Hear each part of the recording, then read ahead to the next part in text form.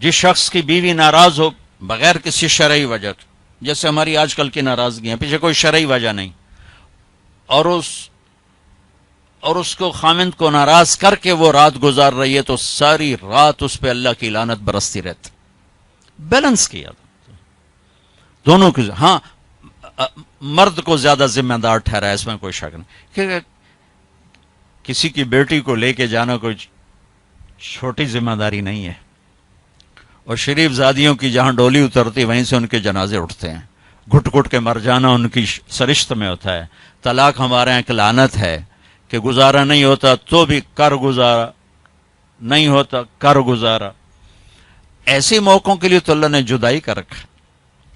میں اپنے گاؤں میں تھا، ایک بچی رات کو دیہات، رات کو چھوٹا بچہ لے کر، وحشت زدہ. ارے کہاں سے آئی ہو؟ کہا جی میں فلاں جگہ، میں نام لیں، فلاں جگہ سے آئی ہوں. کیا کرنا ہے؟ کہا جی مجھے میرے خامن سے بچاؤ، مجھے طلاق لے دو. میں نے کہا بیٹی اپنے ماں باپ سے کیا، میرے پاس کیا کرنے آگی؟ کہا جی وہ کہتے ہیں تو نے طلاق لی تو ہم تمہیں قتل کر دیں گے، اور میرا خامد روزانہ مجھے مارتا ہے، آج تک کوئی دن ناغا نہیں، روز مجھے مارتا ہے، اللہ کے واسطے میری جان بچاؤ. کہ بیٹی میں کیا کر سکتا، میرے پاس آنسوؤں کے سوا کچھ بھی نہیں. میں تو یہ دعا کر سکتا ہوں، رو سکتا ہوں، اور میں کچھ نہیں کر سکتا. میں تمہارے خاندانی معاملات میں کیسے دخل دوں؟ ہاں میرا کوئی رشتہ ناتا ہوتا تو پھر میں کوئی دخل دیتا، لیکن میں تمہیں جانتے نہیں تم کون ہو. البتہ میں نے اس نے کہا چلو میرے کسی بھائی سے بات کر، میں نے اس کے بھائی سے تھوڑی سی بات کی، بھائی اپنی بہن کا خیال کرو. آگے میں نے کچھ نہیں کہا. یہ میرے معاشرے کے سلگتے ہوئے مسائل ہیں، یہ دکھتی ہوئی رگیں ہیں، یہ بھڑکتی ہوئی آگ ہے جس نے در و دیوار کو خس و خاشاک بنا دیا ہے کہ ہم زبان کا بولنا جانتے، کاروباری ڈیلنگ جانتے ہیں، بیوی سے کیسے بولنا ہے، بیٹے سے کیسے بولنا ہے. معذرت کے ساتھ آج کل کی اولاد بھی نافرمان ہے، لیکن نافرمان بنانے میں ماں باپ کا بھی بہت بڑا ہاتھ ہے. کہ وہ اولاد کو سمجھتے ہیں جیسے گائے بیل ہے، جدھر باندھ دو جدھر کر دو. ابھی چند دن پہلے وہ باؤں ہمارے گھر پہنچ گئی، میرے گھر کو پہنچ جی وہ ماں باپ شادی کرنا چاہتے ہیں اور میں وہاں نہیں کرنا چاہتی، اور میرا باپ کہتا ہے تم مر جا میرے لیے، بھائی یہیں کروں گا اور کہیں نہیں کروں گا. اس کی عمر اتنی زیادہ ہے، میری عمر یہ ہے، 20-25 سال کا 20 میں فرق ہے. کہ میرا ادھر ہی کرنی ہے، نہیں تو تیری نہیں کرنی، بیٹھی رہو. یہ والدین کا جبر ہے. تو میرے نبی پاک صلی اللہ علیہ وسلم نے ایک خوبصورت طریقہ زندگی سکھایا، گھروں کو آباد کر کے بتایا. وہ طریقہ جو بھی اپنائے گا اس کے گھر میں خوشحالی ہوگی، خوشی ہوگی، خوشی. اور اس کا ایک لفظ ہے، ایک دوسرے کو برداشت کر. یہ آتے ہی بیوی میری غلام بن کے چلے، میں حاکم ہوں، اور بیوی آتے کہ ہونی تھے میری چلے گی، تیری ماں دی نہیں چلے گی، تو سوائے پھر بھڑکتی آگ کے کچھ بھی نہیں ہوگا. رشتوں کو میرے بھائی بہنوں صرف برداشت سے چلایا جاتا ہے. رشتوں پر مسلط ہو کے رشتے آباد نہیں ہوتے. جھکنا پڑتا ہے، سہنا پڑتا ہے، دبنا پڑتا ہے. جو دبنا سیکھے گا اللہ کی قسم اس کی زندگی خوبصورت ہو جائے گی. اس کا شکل صورت سے تعلق نہیں، سونے چاندی زیور سے تعلق نہیں. خوبصورت اخلاق زندگی کو 4 چاند لگا دیتے ہیں. بد اخلاقی زندگی، میرے نبی میں ایک حدیث یاد آ گئی، اجتنبوا الدمن الخضراء. تو آپ کے الفاظ تھوڑا مشکل تھے، تو صاحب نے کہا رسول اللہ، آپ نے کہا الدمن الخضراء سے بچو. یا رسول اللہ دمن خضراء کیا ہوتا ہے؟ آپ نے کہا المرأة الحسنى فی المنبت السوء. بد اخلاق خوبصورت عورت سے بچو، اس کے حسن پہ نہ ریچھ جانا ورنہ زندگی تباہ ہو جائے گی. بد اخلاق سے بچو، بد اخلاق سے بچو. آدمی بھوک پر گزارا کر سکتا ہے، کڑوے بول پہ گزارا نہیں کر سکتا.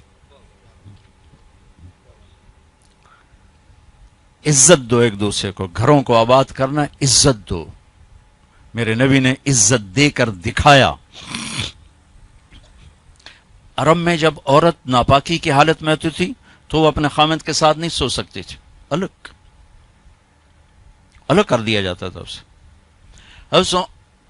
حضرت ام سلمہ رضی اللہ تعالیٰ عنہ، حضرت ام سلمہ رضی اللہ تعالیٰ عنہ وہ رات کو اللہ کے نبی کے ساتھ ایک چارپائی پر سوئے ہوئے، تو انہیں محسوس ہوا کہ وہ ناپاکی کی حالت میں چلی گئیں. وہ چھپ کر کے اٹھ گئیں اور جا کر کپڑے تبدیل کر کے ایک طرف ہو. آپ کی آنکھ کھلی، دیکھا ام سلمہ نہیں، دیکھا تو ادھر اللہ کے نفس تھی. لگتا ہے تجھے مینسز کا، جی ہاں، کہ ادھر میرے پاس ہی آ کے لیٹو. دوبارہ اپنے پاس آ کے ان کو لٹایا. یہ عزت ہے جو میرے نبی نے اپنے گھر والوں کو دی ہے. جہاد کا سفر تھا، جہاد کا، اور قافلہ چلنے لگا. حضرت عائشہ بیٹھ گئیں، ٹھیک، تو یوں دیکھا تو گلے میں ہار کوئی نہیں. تو انہیں کہا یا رسول اللہ میرا تو ہار گم ہو گیا. تو آپ کہتے تجھے ہار کی پڑی، ادھر جہاد کا سفر ہے، چل. آپ نے کہا چلو بھائی عائشہ کا ہار ڈھونڈو. سارے لشکر کو ہار ڈھونڈنے پہ لگا دیا. اور ڈھلتا سورج ٹھنڈا ہو گیا تھا جب سفر کی تیاری ہو رہی تھی، تو شام ہو گئی، ہار نہیں ملا. تو اب مغرب پڑی، عشاء پڑی، تو اندھیرا چھا گیا، سفر پہ نہیں ہو سکتا. صبح ہی سفر کرنا، فجر کا وقت داخل ہوا، پانی کوئی نہیں. پانی ان کا پانی آگے تھا جہاں انہوں نے پہنچنا تھا. اب پانی کوئی نہیں، نماز کیسے پڑھیں گے؟ تیمم کی ابھی آیت کوئی نہیں آئی ہے. تو سارے لوگ ابو بکر کے پیچھے بڑھ گئے. تیری بیٹی کی وجہ سے نا آج یہ دن دیکھنا پڑ رہا ہے. اب بتا، پانی ہے نہیں تو نماز کیسے پڑھیں گے؟ اب ابو بکر کو بیٹی پہ غصہ چڑھا. وہ آئے سیدھے اللہ کے نبی کے خیمے میں. تو آگے اللہ کے نبی، اما عائشہ فرماتی میری گود میں سر رکھ کے سوئے ہوئے تھے اور وہ ایسے بیٹھے ہوئی تھیں. تو باپ تو ڈانٹ سکتا ہے، لیکن اب ڈانٹیں تو وہ سوئے ہوئے ہیں. تو اب وہ ایکسپریشن سے ڈانٹ رہے ہیں تیری وجہ سے. اور ان کے یوں پسلی میں نا آ کے انگلی ماری، زور سے، ایسے زور سے انگلی ماری. وہ کہتے میں ایسے ہو گئی تاکہ میں ہلوں نہیں کہ اللہ کے نبی کی آنکھ نہ کھلے. تو یہ کہ غصہ اتار کے باہر آ گئے، باہر وہ تانے پڑ رہے. اللہ کے نبی کی آنکھ کھلی، نماز کا یا رسول اللہ پانی کوئی نہیں، نماز کیسے پڑھیں گے؟ اب اسی پریشانی میں تھے کہ جبریل آ گئے. فتیمموا صعیدا طیبا، چلو ہاں مٹی سے وضو کی اجازت، تیمم کرو. کبھی کسی امت کو تیمم نہیں ملا. بھلا مٹی سے بھی آدمی پاک ہوتا، منہ تو مٹی مارو بندہ پاک ہوتا. آپ نے چلو منہ پہ ایسے کرو، ایسے چلو نماز پڑھو بھائی. تو پھر وہ جو پہلے سب ناراض ہو ابو بکر سے کہنے لگے بھائی ابو بکر، آج تیرے گھر کی طفیل کتنی بڑی رحمت ہمیں مل گئی، کتنی بڑی برکتیں ہمیں مل گئی. تو تیمم کی آیت اتری اس موقع پر جب حضرت عائشہ کا ہار گم ہوا. آپ نے سب کو اس کے ڈھونڈنے پہ لگا دی. تو فجر کی نماز ہوئی، تھوڑا سویرا ہوا. تو پھر حضرت عائشہ کہنے لگی یا رسول اللہ چلو ہار تو ملتا نہیں، چلیں. پھر آپ نے کہا چلو بھائی کوچ کرو. جب اونٹنے کو اٹھایا تو ہار پھسل کے نیچے گیا پڑا تھا، تو پھر ہار بھی مل گیا. یہ دلداری ہے میرے نبی کی اپنے گھر کے لیے. میرے بھائی بہنوں، کسی کی بیٹی کو لے جانا بہت بڑی ذمہ داری ہوتی ہے. اور میں یہ دکھ سے کہتا ہوں کہ میرا سسرالی معاشرہ بڑا ظالم ہے، بہت ظالم. کوئی لاکھوں میں ایک گھر ایسا ملتا ہے جس کو لے جاتے ہیں اس کو عزت دیتے ہیں، ورنہ تانے کے سوا کچھ نہیں ہوتا. نہ ساس کے پاس، نہ سسر کے پاس، نہ خامند کے پاس، نہ خامند کی بہنوں کے پاس. سر اس کے عیب بھی دیکھے جاتے ہیں. خوبیاں دیکھنے والا گھر کوئی کوئی ہوتا ہے. ایک حدیث یاد آئی، آپ نے مدینے والوں کی تعریف کرتے ہوئے فرمایا کہ یہ جو میرے مدینے کے صحابہ ہیں نا، انصار، یہ اتنے عالی لوگ ہیں کہ ان کے گھر میں کسی کی بچی آ جائے اسے یوں لگتا ہے جیسے میں اپنے ہی گھر میں آ گئی. یا اپنے انصار کی تعریف فرماتے ہوئے فرمایا کہ یہ میرے مدینے والے ساتھی ایسے ہیں، ان کے گھر میں کسی کی بچی کی ڈولی اترے اسے یوں لگتا ہے میں اپنے ہی گھر میں ہوں. تو سسرال والوں سے کہتا ہوں جس کی بیٹی لے جاؤ اسے اپنا گھر بنا کے دے دو، اسے اپنا گھر محسوس کرے، اپنا گھر اسے بنائے. ورنہ جانے والی بیٹی کا اللہ نے حق رکھا ہے، شریعت نے حق رکھا ہے کہ اگر وہ تمہاری طرح مالدار ہیں تو انہیں الگ گھر میں اتارو تاکہ کوئی ان کی زندگی میں داخل نہ ہو سکے، وہ اپنی زندگی گزاریں. ان میں جو جھگڑا ہوگا تھوڑا ہوگا، لیکن ادو سس بولی ادو سورا ادو نو بولی دو او بولے دو او بولیا وہ تو نیری کھچڑی پک جانتی، مطلب مناوے کہنو تو رساوے کہنو. تو شریعت نے حق رکھا ہے کہ اس کو الگ گھر میں اتارو. اس کی ہمت نہیں تو اس کو کرائے کا گھر لے کر دو. وہ کہے کہ مجھے الگ کر دو, مجھے کرائے کا گھر لے کر دو, تو وہ نافرمان نہیں, اسے گھر لے کر دو. اگر اس کی گنجائش نہیں تو گھر میں ایک پورشن اس کے لیے لے کر رکھو. ایک پورشن کی گنجائش نہیں تو ایک کمرہ, ایک ٹوائلٹ, ایک کچن اس لڑکی کا حق. جو کچن اس کے ذاتی استعمال میں ہو, ٹوائلٹ اس کے ذاتی استعمال میں ہو, کمرہ اس کے ذاتی استعمال میں ہو, یہ 3 چیزیں اس کا لازمی حق ہیں. اگر یہ بھی نہیں کر سکتا تو وہ تسبیح پڑھے تھے, روزے رکھے تھے, اللہ اللہ کرے کسی دی بیٹی نو ضرور دھکے دیونے تے ذلیل کرنا, ایدوں ہی دھکے تے ایدوں ہی دھکے, پھر چپ کر کے شادی نہ کرے, بس بہ کے اللہ اللہ کرے. یہ اللہ نے جانے والی کا حق رکھا ہے.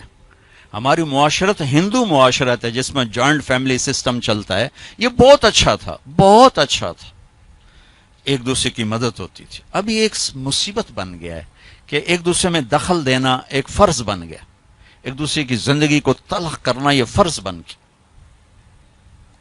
کس میں جھگڑا نہیں ہوتا, بڑوں کا کام ہوتا ہے سلجھانا, ہم اسے الجھانے میں لگ جاتے.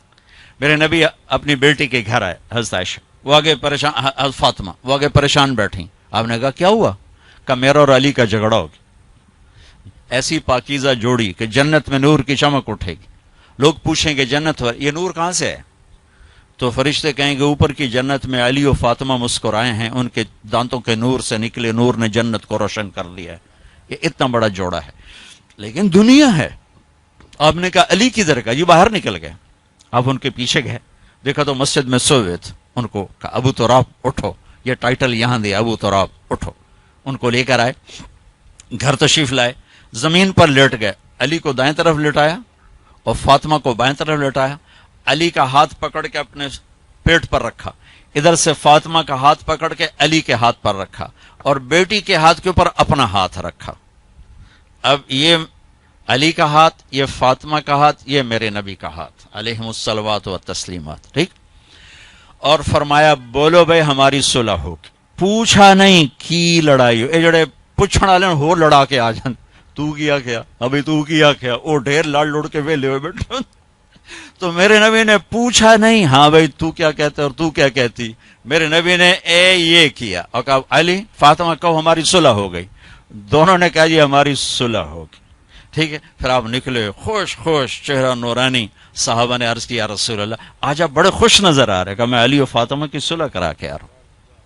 یہ بڑوں کا کام ہوتا ہے. اب لڑکی والے اپنے اٹھا لیتے ہیں, کمر کس لیتے ہیں سوٹے, اور ادھر لڑکے والے اپنے سوٹے کس لیتے ہیں, بچی بچے کی زندگی برباد ہو کے رہ جاتی.